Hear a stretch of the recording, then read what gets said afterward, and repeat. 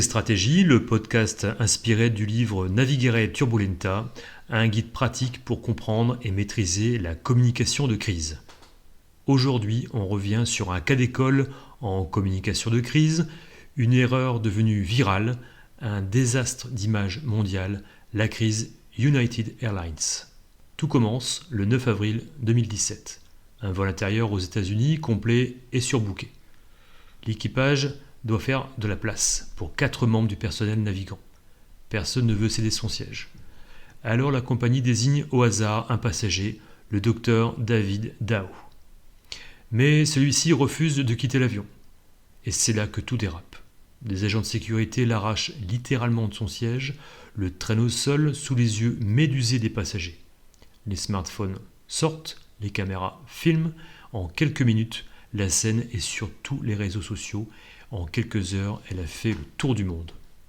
Le lendemain, la réputation d'United Airlines est en lambeaux. Les hashtags Boycott United ou Never Flight United explosent et tout le monde attend une réaction officielle. Première erreur, la déconnexion émotionnelle. La première déclaration du PDG, Oscar Munoz, parle d'un passager récalcitrant. Un ton froid, administratif, totalement décalé face à la violence des images. Aucune empathie, aucun mot pour la victime, aucune reconnaissance du choc collectif. Résultat, les internautes redoublent de colère. Les médias s'en emparent, les late shows américains s'en moquent et la valeur boursière de la compagnie chute de près d'$1 milliard en 24 heures.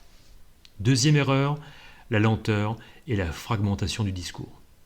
United Airlines a mis plusieurs jours à présenter des excuses sincères. Entre-temps, différentes versions ont circulé, certains responsables parlant de protocole normal, d'autres d'incidents regrettables. Cette incohérence a renforcé le sentiment d'improvisation. Dans Navigare Turbulenta, on parle ici du triple piège de la communication de crise, le retard, la froideur, la confusion. Et United Airlines est tombé dans les trois. Troisième erreur, ne pas comprendre la dimension symbolique. Cette affaire n'était plus seulement une question d'avion ou de procédure. Elle touchait à des valeurs profondes, le respect, la dignité, la justice. Chaque internaute projetait son indignation personnelle dans cette scène. C'est ce qu'on appelle la crise miroir, celle où une marque reflète les colères de la société. Et ensuite, après plusieurs jours de chaos médiatique, Oscar Munoz a enfin présenté ses excuses publiques, sincères. Il parle de honte, de responsabilité et annonçait des réformes internes. Meilleure formation des équipes, changement de procédure pour le surbooking et dédommagement intégral du passager. Trop tard pour éviter les dégâts, mais suffisant pour amorcer la reconstruction. Le cas United Airlines rappelle une règle simple. Dans une crise, le temps de l'émotion précède le temps de la raison. Avant de vouloir expliquer, il faut écouter et reconnaître. Alors souvenez-vous, ne parlez pas d'abord pour vous justifier, parlez pour apaiser. Les faits viendront ensuite.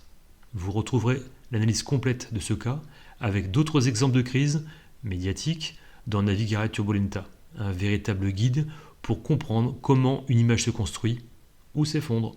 Merci d'avoir écouté Risque et Stratégie. Dans le prochain épisode, on parlera d'un exercice redouté mais incontournable, gérer la presse en pleine crise.